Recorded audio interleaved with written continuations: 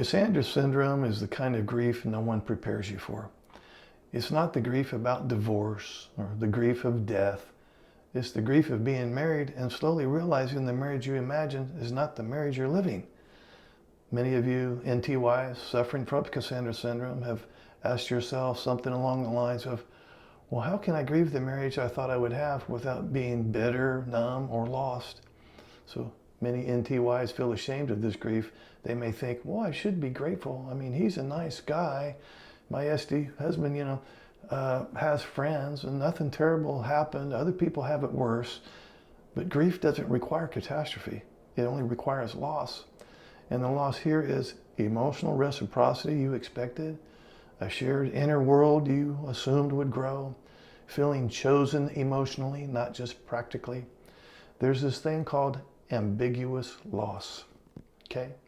That's when something is present physically, but always absent emotionally. And ambiguous loss is especially hard to grieve because there's no clear ending to it.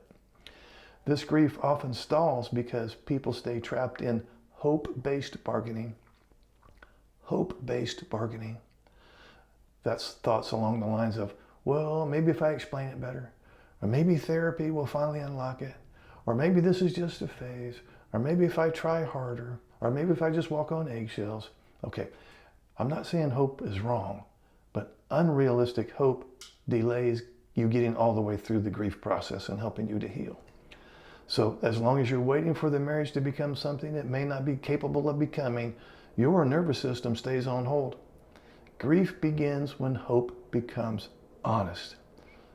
You're not just grieving your spouse, you're grieving the version of yourself you thought you'd be in this marriage. You're grieving the ease you expected. You're grieving the sense of being emotionally known. You may also be grieving lost years, missed milestones, emotional labor that went unseen. And here's the hardest part. You're grieving while still loving the person. That contradiction doesn't mean you're confused. It means you're human. Now, if this resonated, like, subscribe, comment. I will respond to your comments. And right there's my email address if you want to join my Cassandra Syndrome Recovery Group, or if you'd like to do a one-on-one coaching call with me for anything that you would want to talk about in the way of despair. You can welcome to bring your husband on board too. We can do a paid private coaching call via Zoom. Email me and I'll send you the links.